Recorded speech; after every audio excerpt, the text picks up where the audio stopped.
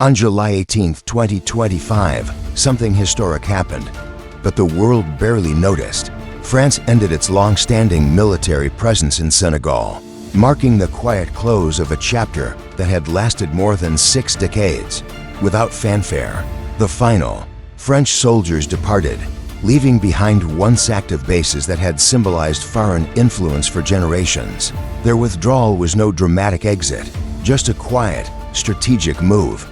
But make no mistake, the message was loud and clear. Senegal was stepping into a new era of full sovereignty. For years, French forces had been stationed at Camp Gaulle in Dakar and at a strategic airbase near Blaise Diagne International Airport. These weren't temporary deployments. They were long-term military hubs established in the post-independence period, under the guise of cooperation. Though framed as partnerships, many saw them as remnants of a colonial past wrapped in diplomacy. But between March and July 2025, nearly 350 French personnel were pulled out in phases. The departure was methodical, coordinated, and for once, peaceful. No protests, no expulsions, just closure, unlike other West African nations like Mali or Burkina Faso, where anti-French sentiment surged into mass demonstrations and abrupt military exits. Senegal's approach was measured and diplomatic. The handover of military facilities was conducted with mutual understanding. It wasn't a forced eviction. It was a strategic decision by both sides. But symbolically, it represented a deep and irreversible shift, the unraveling of the old post-colonial military order across Africa. This move is sending ripples. It's not just about Senegal. It's about a broader movement growing across the continent, one demanding autonomy, equality, and a break from external control. For decades, France's presence in its former colonies was justified under terms like counterterrorism, military training, and stability. But to many Africans, it increasingly looked like soft occupation, with unequal power dynamics that kept their nations dependent and constrained. So why now? What changed? The answer lies in Senegal's new leadership.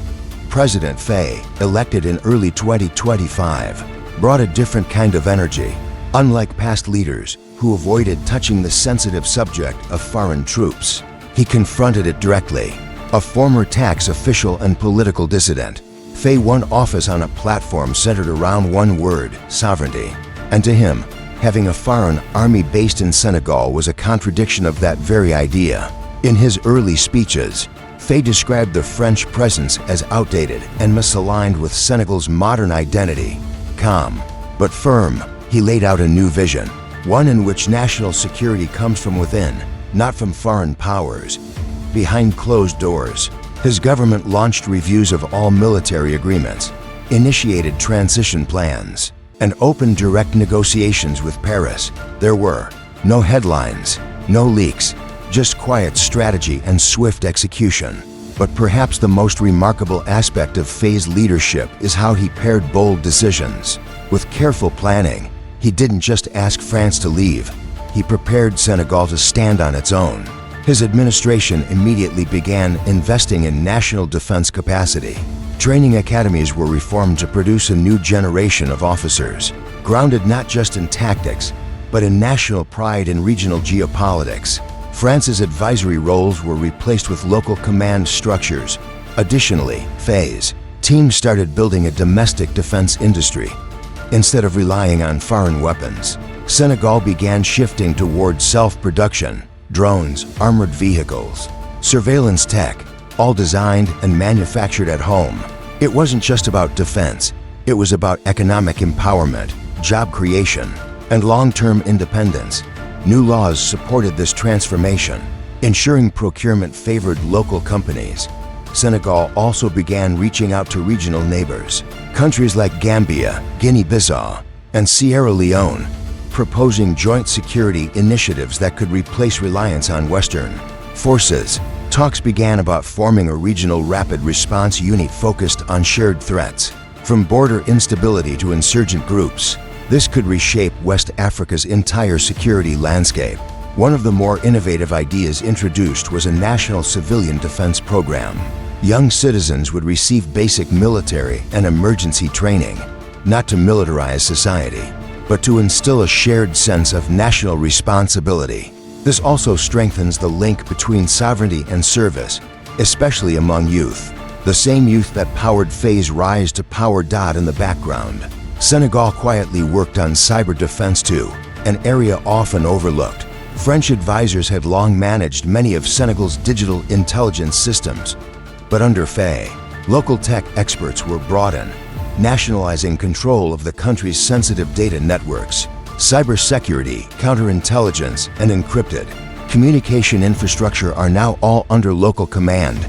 Despite these sweeping changes, Faye has not shut France out completely. He left the door open for future collaboration, but on Senegal's terms. Intelligence sharing, joint training, and crisis support are still possible, but without foreign boots on the ground. France has gone from being a commanding force to being a potential partner, and only when invited. This wasn't just a policy shift, it was a carefully constructed precedent in a region often marked by either chaos or compliance. Senegal's quiet assertion of sovereignty has become a model, not through conflict, but through clarity, not through noise, but through planning.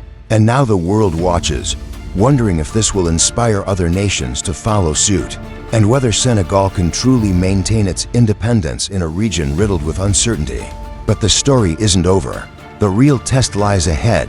Can Senegal, with its newly built military infrastructure and fresh vision of sovereignty, protect its people and interests without falling back into old patterns?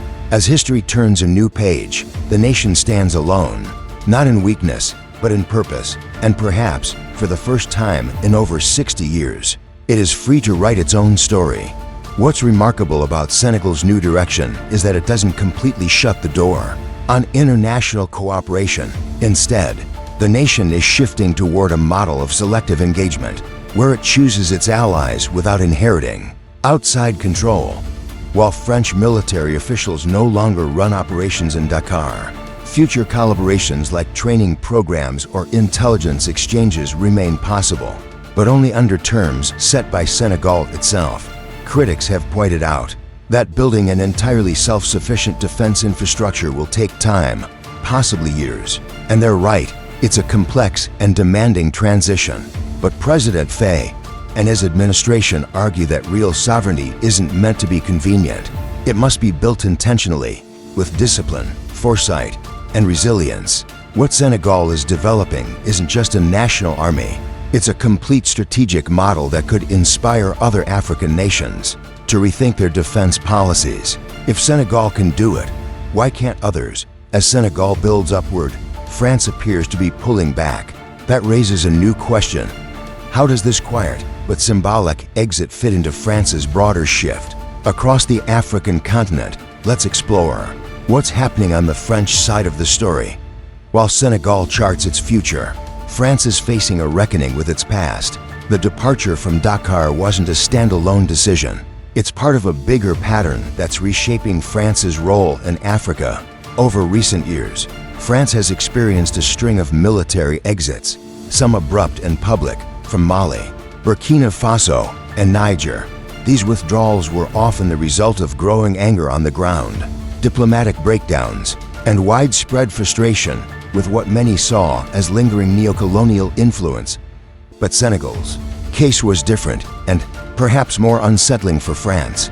There were no protests, no coups, and no hostility. Instead, there was a peaceful transfer of control and a respectful conversation between two sovereign nations. In many ways, that quiet departure sent an even louder message. France's closest and most reliable partners are now stepping away, not out of anger, but out of principle. Inside French government circles, this has sparked urgent debates. Diplomats and military leaders are reportedly reassessing the entire French strategy in West Africa. One clear conclusion is emerging. Permanent military bases will now be the exception, not the rule. France is pivoting to short-term missions, flexible deployments, and digital intelligence partnerships, only where invited. In practical terms, this shift is already underway. France is doubling down on its East African base in Djibouti, a key strategic location along the Red Sea. where it still shares territory with major powers like the US, China, and Italy. That base remains secure and active, far removed from the growing tensions in West Africa. Meanwhile, in places like Gabon and Ivory Coast, France is suspending new deployments and scaling back its operational presence. Even drone operations and surveillance activities are being reevaluated.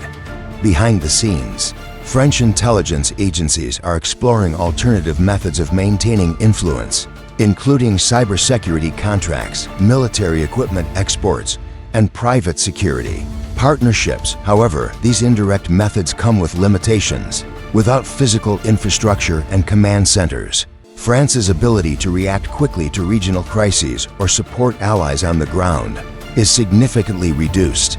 Critics within France worry that this pullback creates a power vacuum, one that's already being filled by rivals like Russia, China, and Turkey, all of whom are actively expanding their roles across the continent, while French policymakers defend this retreat as a modernization of foreign policy. Many African intellectuals and political observers view it differently. To them, this is not a thoughtful evolution. It's the delayed result of decades of arrogance and top-down control. For decades, West Africa was seen as the beating heart of France's foreign policy. Today, that sphere of influence is crumbling. Think tanks, former diplomats, and analysts are scrambling to make sense of how decades of strategic dominance appear to be fading almost overnight. Even ordinary French citizens are beginning to question whether that influence was ever truly sustainable or simply an illusion of control. With France gradually stepping out and Senegal boldly stepping forward, the rest of the continent is paying attention. Many are wondering, who's next? Is Senegal's peaceful break from foreign military presence a one-time event, or the start of a wider transformation? In Ivory Coast, where France still has one of its largest military operations, local organizations are now pushing for a reassessment of defense agreements. Even though the government remains closely aligned with Paris, the political narrative is shifting. Young activists are drawing inspiration from Senegal's example and questioning why foreign soldiers continue to play such a central role in their country's security. Further east in Chad, the situation is even more tense. France retains a major base there, used to launch operations across the Sahel, but the political atmosphere is unstable.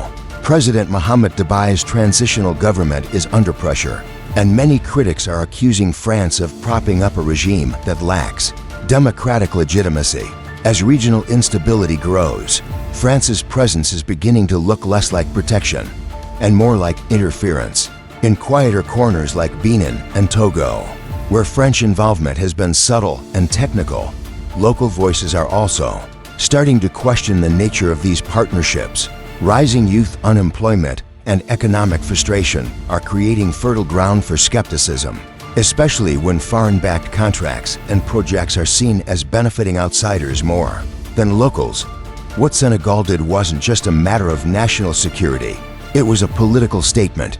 It gave shape and language to a new kind of African nationalism, not the loud, revolutionary kind of the past, but a thoughtful, strategic, and deeply calculated one.